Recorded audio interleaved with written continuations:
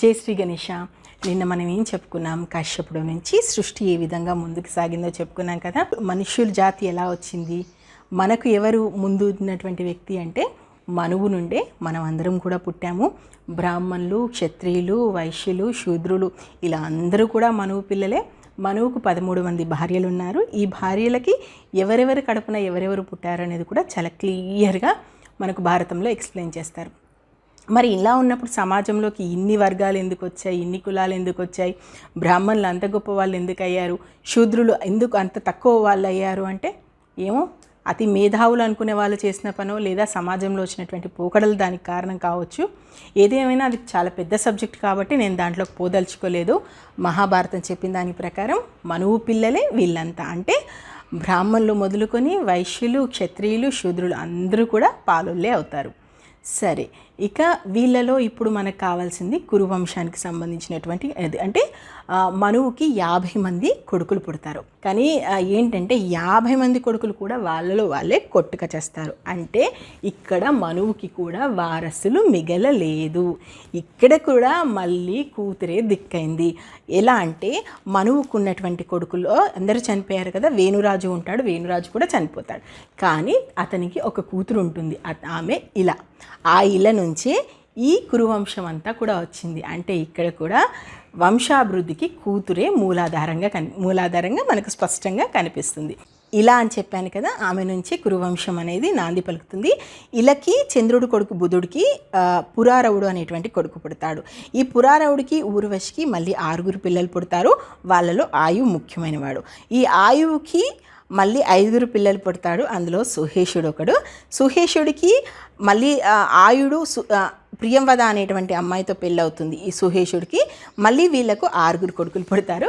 ఈ 6లో యయాతి ఒకరు. నేను 6, 5 అని ఎందుకు స్కిప్ చేస్తున్నానంటే వాళ్ళ పేర్లు, వాళ్ళ భార్యలు, వాళ్ళ పిల్లల పేర్లు కూడా మనకు స్పష్టంగా ఉంటాయి. అవన్నీ మనం చెప్పలేం.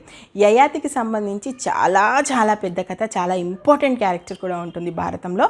ఈయనకి 2 భార్యలు, శుక్రాచార్యుల కూతురు అయినటువంటి దేవయానిని, అదేవిధంగా రాక్షసరాజు అయినటువంటి వృషపరుడు కూతురు శర్మిష్ఠని, వీళ్ళిద్దరిని కూడా అతను పెళ్లి చేసుకుంటాడు. ఇక యయాతికి సంబంధించినటువంటి స్టోరీ నేను ఒకసారి భారతం చెప్పడం అయిపోయాక అందులో ముఖ్య పాత్రలు, ఎందుకంటే మీకు ఇప్పుడు కొంచెం క్లారిటీ వస్తుంది కాబట్టి దానిలో ఇంపార్టెంట్ క్యారెక్టర్స్ అన్నీ తీసేసుకుని వాళ్ళ కథలు మాత్రం మళ్ళీ స్పెషల్గా నేను చెప్తాను. ఎస్, యయాతికి సంబంధించి ఇలా కొన్ని తరాలు, అంటే దాదాపు ఒక 6 తరాలు ఉంటాయి. 6 తరాల్లో కూడా ఎవరు పుట్టారు, ఏం చేశారు అనేది మళ్ళీ క్లియర్గా ఉంటుంది. యయాతి కొడుకు పురుడు, అతడు చక్రవర్తి అవుతాడు. ఆ తర్వాత మళ్ళీ ఒక 5 తరాల వరకు మనకు చెప్తారు. ఎందుకంటే అందులో 5 తరాల్లో కూడా పెద్దగా చెప్పుకోదగినటువంటి రాజులు ఎవరు కూడా లేరు, కానీ వాళ్ళ చరిత్ర కూడా చాలా గొప్పగా ఉంటుంది.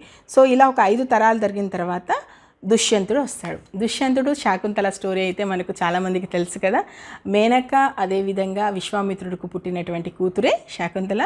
విశ్వామిత్రుడికి సంబంధించినటువంటి స్టోరీ కూడా చాలా ఇంట్రెస్టింగ్. ఖచ్చితంగా నేను కూడా ఇది ఒకసారి చెప్పడం అయిపోయాక ఆ స్టోరీ కూడా చెప్తాను. ఇక దుష్యంతుడు శకుంతలకు సంబంధించి, దుష్యంతుడు అడవికి వెళ్ళడం, అక్కడ శకుంతలను చూడడం, ఆమెను ఇష్టపడడం, ఆమెను గంధర్వ వివాహం చేసుకోవడం. కానీ ఆ విషయాన్ని అతడేదో మర్చిపోయాడు, శాపం ఇచ్చారు, అది ఇదని చెప్తారు. కానీ భారతంలో అలా ఏమీ లేదు.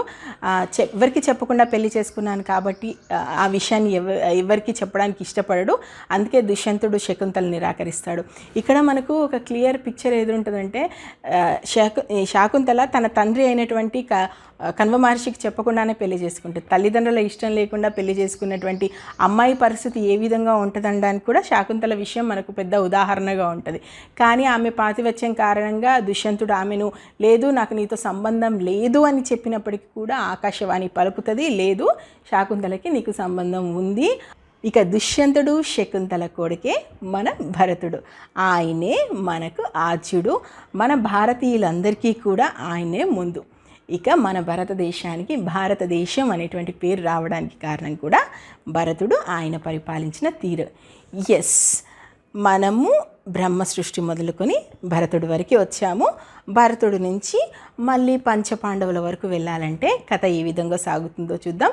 ఇక్కడి నుంచి మనం శాంతనుడికి లింక్ చేయడానికి చూస్తాను. సో నెక్స్ట్ ఎపిసోడ్లో భరతుడి నుంచి శాంతనుడి వరకు స్టోరీ రన్ చేస్తాను. నేను మహాభారతం ఉన్నట్టు చెప్తున్నాను. మీకు నచ్చితే ఆశీర్వదించండి. ఇప్పటి వరకు మహాభారతంలో ఏం జరిగిందో తెలుసుకోవాలనుకుంటే మన ఛానల్లో ప్లేలిస్ట్లోకి వెళ్తే మహాభారతం ప్లేలిస్ట్ ఉంది, మీరు చూడొచ్చు. Thank you. జై హింద్.